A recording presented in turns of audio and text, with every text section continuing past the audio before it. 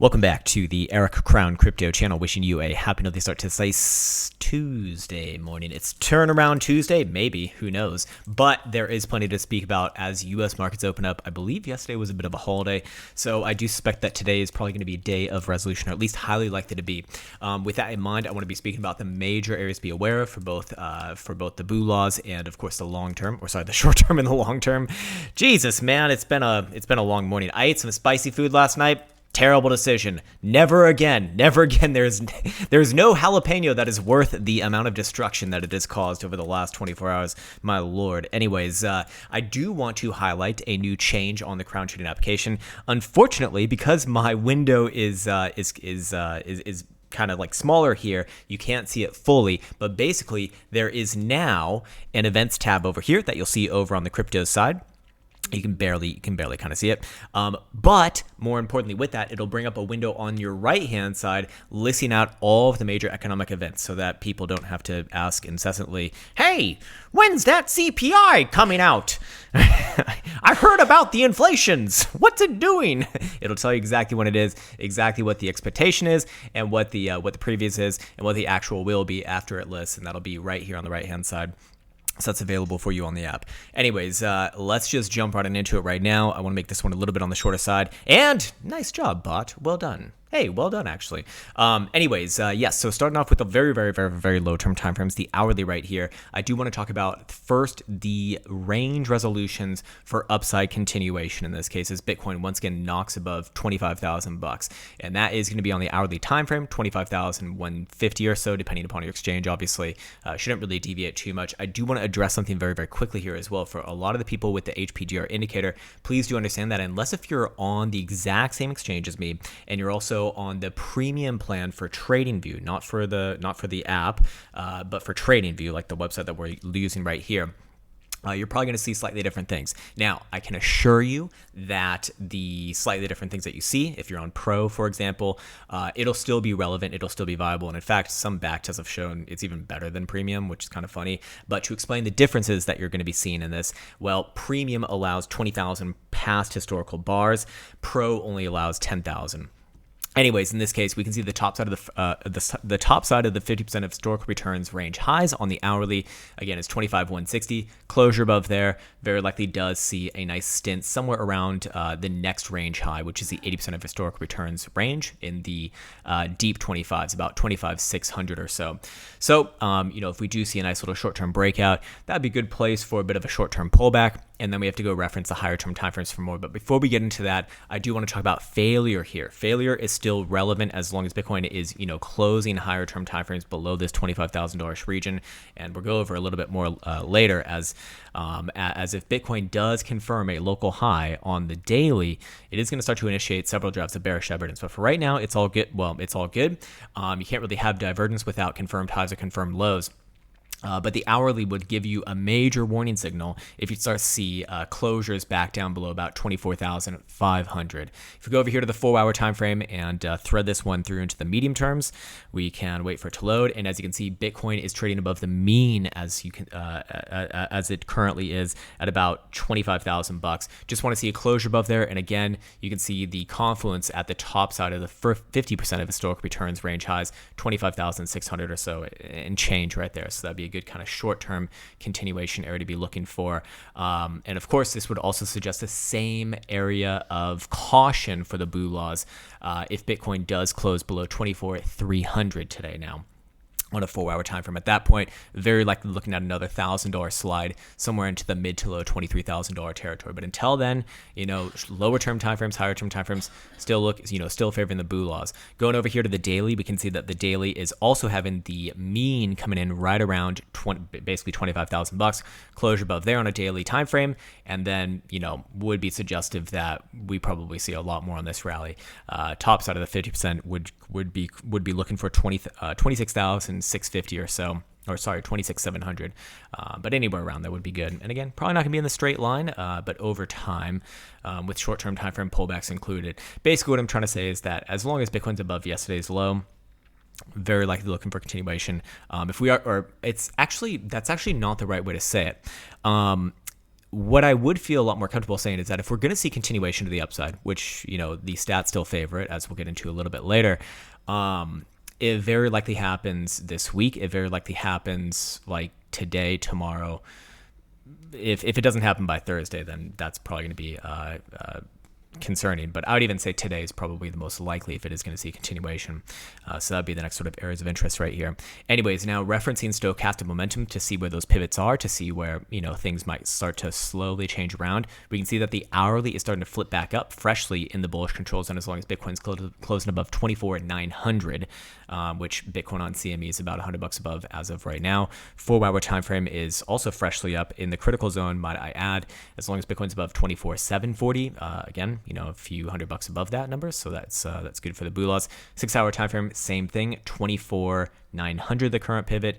12-hour time frame, same thing again, current pivot 24,800 or so, and daily is, well, it's just fucking vertical as long as Bitcoin's above 21,800. But here's the thing, you'll notice that all of the lower and medium term timeframes are already kind of around that critical zone. So what does that essentially imply? Well, that's where I'm getting that from, is saying that, hey, if we are going to see continuation, probably happens today, because if we fail to see continuation and these pivots start to get violated, especially below, kind of like 24.5 or so, that's at the point where we're going to see momentum turn down across the board, and at least a decent pullback. Maybe, if you really want to be bearish, maybe a trap. But I still think that trap talk, like macro trap talk, is like well and far away. I just don't think that there's any realistic reason to be bearish as long as Bitcoin's above the last higher term time frame higher low, which is best seen on the 3-day actually right here at about 21.7 or so. So all pullbacks are higher lows until that happens. Anyways, now referencing the 3-day time frame, this is where I do still say that the upside's more likely than the downside. But Bitcoin is on a bit of a ticking time bomb right now. It's been on a schedule, if you will. Anyways, what I want to reference is once again one of my favorite moving average crosses. It's the silver cross. I'm referencing the yellow 21 and the green 55. When the lower period, the yellow crosses above the higher period, the green. Upside has been observed over the full history of Bitcoin to really get going. Now, there have been some failures with this, obviously. Where would be a good example of one? A good example of a failure would be over here. Coming off of January 2020, right before the Rona dump. But even that one did trade up about 15.5%, as you can see, from close to next high. Other than that, what I did is I went ahead and I backtested all of the times where we've seen this cross, and I measured Bitcoin on the first closure as a cross happens to the next major high, not the next macro high, of which most of them do march on to macro highs, funnily enough. But just the next major high. So, you can see this one over here. Yes, it does pull back. Like, it can pull back. That's okay. It's a trend, obviously. But you can see this one about 50% and 99 days. Now, I did like the specific testing over here. Again, there's been 8 prior iterations. 5 of those 8 did turn into those major trending moves. 3 of those 8 were what I would consider a trap, meaning that they didn't see any like major higher term time frame continuation. They essentially, had a short upside move and then collapsed, of which one of them was actually that double digit move that we looked at. Another one was basically, it did actually trade a little bit higher, but basically 0%. And one of them was a high single digit loss. In this case. So as far as the winners go, the average return, excluding the trap ones, was 56% over the course of an average of 64 days. First standard deviation listed right here. And this brings up the next point that, when we're looking at the average days, of which from the cross given, which was officially right here, to where we currently are at, has been 9 days, or working on day number 12 actually, or we're going to be going into day number 12 soon. It should be known that when we're comparing this one to see if it's most likely to be a trending move or a trap move, we should actually look at the traps and look at the traps, BB traps. But looking at the traps over here, we can see very clearly that one, they take a lot less time, usually 9 days, 24 days, and 15 days. So on average, somewhere in like the mid teens. I actually didn't do the calculation here, but might as well. All right. Yeah, 16. Interesting. 3 does not really make me like super confident on it, by the way. 3 iterations. And then also the average return for them, as you can see, was like low teens at best. Well, I think, this current move, all things considered, is starting to differentiate itself as a lot less likely to be a trap. One, because of the amount of time it's taken. Of course, if it takes like another 10 days or so, then certainly it'll be the longest running one that has not been a trap. So that probably excludes it. And then also percentage-wise, from the actual closure to our current high, it's been about 16% to the upside.